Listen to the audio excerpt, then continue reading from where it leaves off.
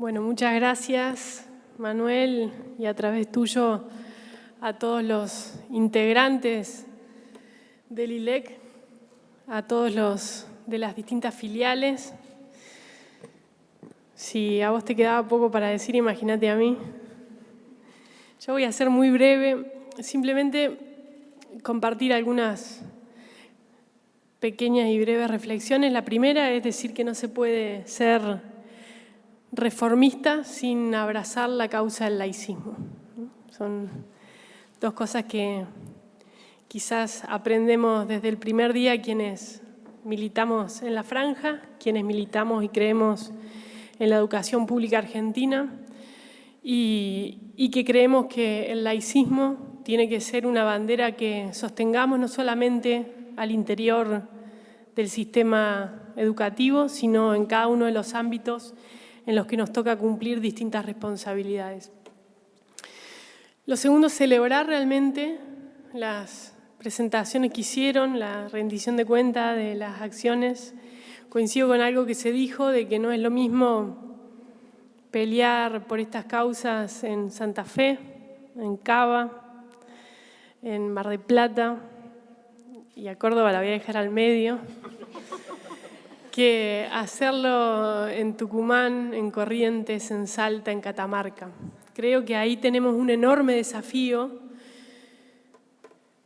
de resolver las asimetrías regionales que nos habitan. Si no trabajamos en construir algunos pisos mínimos comunes para mirar y resolver determinados dilemas públicos, va a ser muy difícil que pensemos que todas estas leyes que han mencionado cada uno de distintos lugares y que tienen su correlato nacional pasen el filtro del Senado. Algunos dicen que cuando se votó la ley de interrupción voluntaria del embarazo no se escuchó la calle. Y en realidad yo creo que eso es un tanto equivocado, porque cuando votamos en diputados sí estábamos muy pendientes y la presión que ocurría afuera era fundamental. Pero cuando se votaba en el Senado, la calle que estaban escuchando era la calle de sus pueblos. Si ustedes se fijan, cada vez que empezaba una nueva semana en ese proceso de transición entre un debate y otro, cada vez que pasaba un domingo de misa, perdíamos un senador. Y eso explica un poco por qué quiero rescatar la tarea valiente de levantar estas banderas en lugares donde tenemos que salir a construir una voz pública potente, una voz de actores, de organizaciones de la sociedad civil, de las universidades, que tienen que animarse a disputar el protagonismo en la construcción de conocimiento y diría hasta el sentido común en esos lugares, para achicar esas brechas y para que realmente podamos tener leyes que sean reflejo de lo que nos merecemos en una democracia consolidada como la que creemos que tenemos en determinados rincones de la Argentina y que, como vimos, no se corresponde con la gran mayoría de nuestro territorio. Hoy Córdoba, decía que la dejaba entre paréntesis, esta semana estamos de fiesta. Esta semana, después de 7 años y medio, el Tribunal Superior de Justicia decidió levantar una cautelar, hacer caer una cautelar que había obtenido Portal de Belén para suspender la aplicación del protocolo de aborto no punible. Hoy Córdoba, después de 7 años, después de aquel fallo FAL, decide empezar a cumplir nuestro Código Penal vigente desde hace casi 100 años. Y esto muestra un poco por qué en esa Córdoba conviven las dos virtudes de estos dos países, ¿no? La Córdoba de las campanas y la Córdoba de la Reforma, la Córdoba clerical y la Córdoba del Cordobazo. Es quizás como el puente entre el centro y el interior del país, el paso entre una cosa y otra. Y creo honestamente que ahí tenemos que trabajar muchísimo, que tenemos que ser capaces, lo he dicho en varias oportunidades, en encuentros con diputadas, con las redes de mujeres, de organizaciones que han trabajado muchísimo en la campaña, de que tenemos que pensar esquemas de solidaridad y de trabajo coordinado para poder acompañar a los que levantan en soledad esas banderas y a quienes además les cuesta muchísimo hacerlo. Pienso en Teresita Villavicencio, ¿no?, que también estaba invitada, en las muchas mujeres que levantar la bandera y la pelea por el aborto legal en sus provincias les costó sus bancas y que sin embargo lo hicieron con la cabeza bien alta. Luego, agradecerles la tarea que llevan adelante. Creo que, bueno, muchos lo han mencionado recién, los debates que quizás vinieron o tomaron vuelo, porque estaban, pero tomaron vuelo y volumen a partir del debate por la interrupción voluntaria del embarazo. Vinieron un montón, algunos con más estruendosos que otros, pero algo se dijo, todos escuchamos que había un acuerdo después en la confrontación por el debate del aborto, que era vamos por la educación, que es el camino, la educación sexual integral, hay que cumplirla. Entonces dijimos, bueno, salgamos de esta nueva grieta que hemos cavado entre todos y trabajemos en los consensos, vayamos por la ley de educación sexual integral, una vieja y buena ley que tiene nuestro país, pero que en su proceso de sanción tuvo una concesión que fue producto también de la presión de sectores religiosos, quizás no tan visible como lo que vimos ahora, pero que ahí estuvieron, y que fue permitirles que adaptaran algo tan básico como es el derecho a la educación al ideario de sus miembros. Una concesión que está en la ley.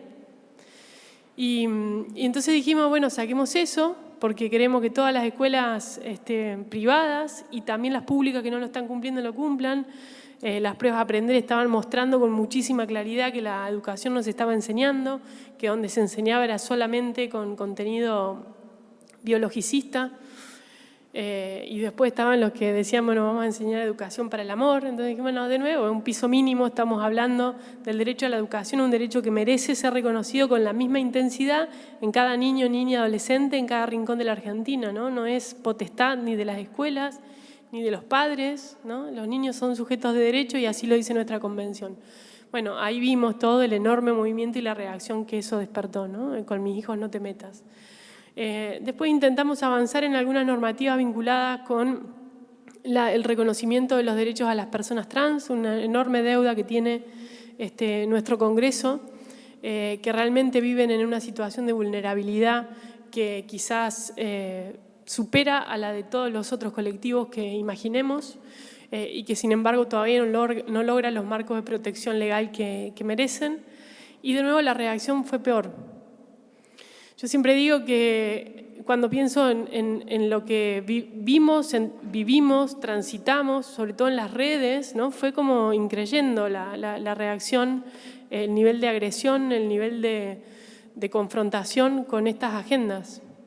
Y ahí me parece que aparece como el otro gran desafío, digamos, cómo hacemos para que a debates que estuvieron signados por los dogmatismos, por la simplificación, por la utilización de cuál era la foto más convocante o el hashtag, ¿no?, que apelaba a la sensibilidad y que abandonaba el debate basado en la evidencia. Y acá de nuevo toma sentido lo que ustedes hacen, aportar a generar marcos de discusión donde podamos volver a centrar o a poner en el centro de la escena las discusiones basadas en la evidencia. La defensa del laicismo también tiene que ver con esto, que cuando pensemos políticas públicas, que cuando pensemos las leyes, seamos capaces de poner por delante aquellos principios, digamos, que abriguen a todos, a todas, a todos los ciudadanos y no a los que sostengan nuestras propias creencias religiosas, creencias personales, ¿no? Y ahí creo que el laicismo es el continente de todas estas iniciativas de las que hablaba recién y de muchas otras que me extendería demasiado en mencionar. Digo, hasta acá mencioné todos fracasos. Rescatar una que nos salió bien, pero porque no levantamos mucho la perdiz, que fue la ley Micaela. Pasó porque pasó rápido, pasó porque logramos de nuevo un acuerdo entre diputadas de distintos bloques de trabajar para generar las condiciones, pero sabiendo que en ese contexto que teníamos necesitábamos hacerlo con perfil bajo, y se hizo ley.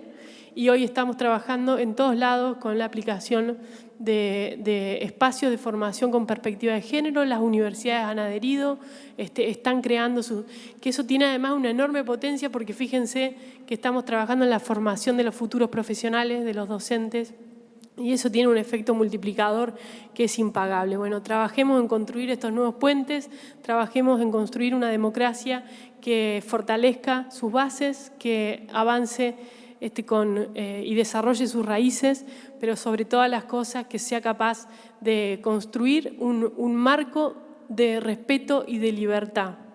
De eso se trata, ni más ni menos, y por eso cuando terminaba ese discurso, ¿no? Remitía a la frase del manifiesto, en esto que siempre decimos y que repetimos hasta el cansancio, que es los dolores que quedan son las libertades que nos faltan, ¿no? Es la pelea que tenemos que seguir dando por la conquista de más derechos. Muchas gracias.